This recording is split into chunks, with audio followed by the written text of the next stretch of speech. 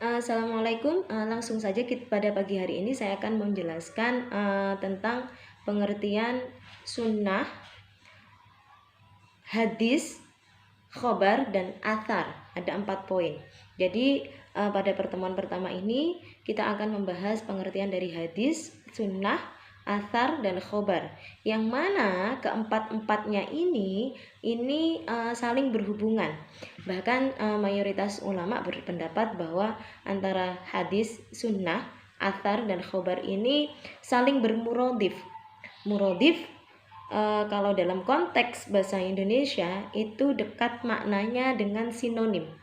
Artinya istilah hadis, sunnah, athar, dan khobar ini saling mempunyai kedekatan makna, sehingga disebut pula bersinonim antara keempat tersebut.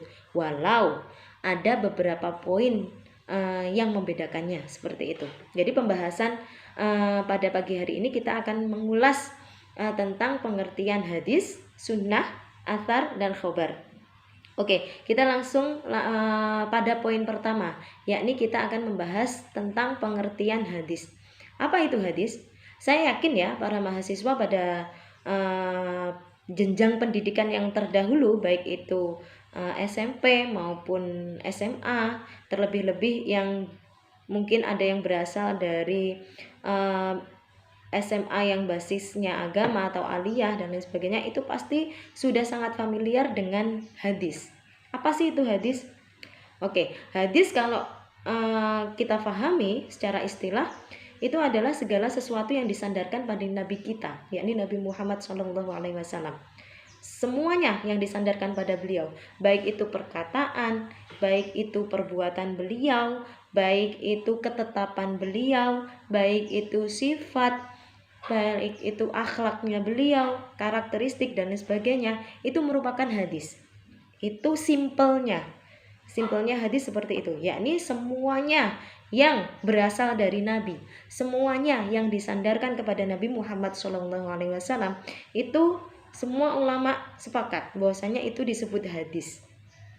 Ya, pada poin ini, semua yang disandarkan pada Nabi, baik itu perkataan, perbuatan, ketetapan, sifat, karakter, akhlak beliau dan lain sebagainya, itu dinamakan hadis. Seperti itu. Nah, kita akan sedikit mengklasifikasi hadis ini apa. Kita preteli satu persatu. Jadi hadis ini hadis itu kan kata serapan. Dia sudah menjadi kata bahasa Indonesia yang berasal dari bahasa Arab. Bahasa Arabnya hadis itu apa? Hadis sama huruf ha, dal, ya, dan tha. Ada 4 huruf. Ha, hadithun, ha, dal, ya, dan tha. Nah, yang mana hadis ini berasal dari kata baku hadatha. Ha, dal, tha, hadatha. Ya. Yang mana artinya itu adalah sesuatu yang baru. Lawan dari kata al-qadim atau sesuatu yang lama. Ini kalau kita pandang hadis, membahas hadis dari akar katanya, yakni hadis ini berasal dari kata hadatha dalam bahasa Arab yang bermakna sesuatu hal yang baru, lawan daripada kata qadimun yang berarti sesuatu yang lama. Seperti itu. Loh, kok jauh sekali dari pengertian istilahnya? Mari kita bahas. Hadisun sesuatu yang baru. Kalau dalam bahasa Arab itu kan mungkin teman-teman mahasiswa ada yang tahu bentuk-bentuk kata dalam bahasa Arab, ada fi'il madhi, fi'il mudhari' dan lain sebagainya. Hadatha yahdatsu, sesuatu yang baru. Kenapa dinamakan sesuatu yang baru? Karena segala sesuatu yang telah terjadi dan bersifat kebaruan, itulah segala sesuatu yang disandarkan pada Nabi. Maksudnya bagaimana? Nabi itu dianggap sebagai tokoh pembaharu, tokoh peradaban yang sangat besar pengaruhnya dalam bukan sekedar di dunia Islam tapi juga di seluruh dunia. Nabi Muhammad itu adalah orang pertama yang paling besar pengaruhnya membawa peradaban di dunia. Kita harus bangga sebagai umat Islam ya. Nah, oleh karenanya dinamakan segala sesuatu yang disandarkan kepada Nabi itu disebut hadis, karena sesuatu yang baru. Seperti itu, kejadian yang baru, kejadian-kejadian yang disandarkan kepada Nabi, yang itu membawa pada peradaban, yang segala sesuatu ketetapan yang berasal dari Nabi itu selalu membawa berkah dan hikmah yang luar biasa bagi kita umat Islam. Seperti itu. Sinonimnya apa hadis ini? Hadis itu mempunyai sinonim dengan kata al-jadidun. Al-jadid yang bermakna baru juga. Secara istilah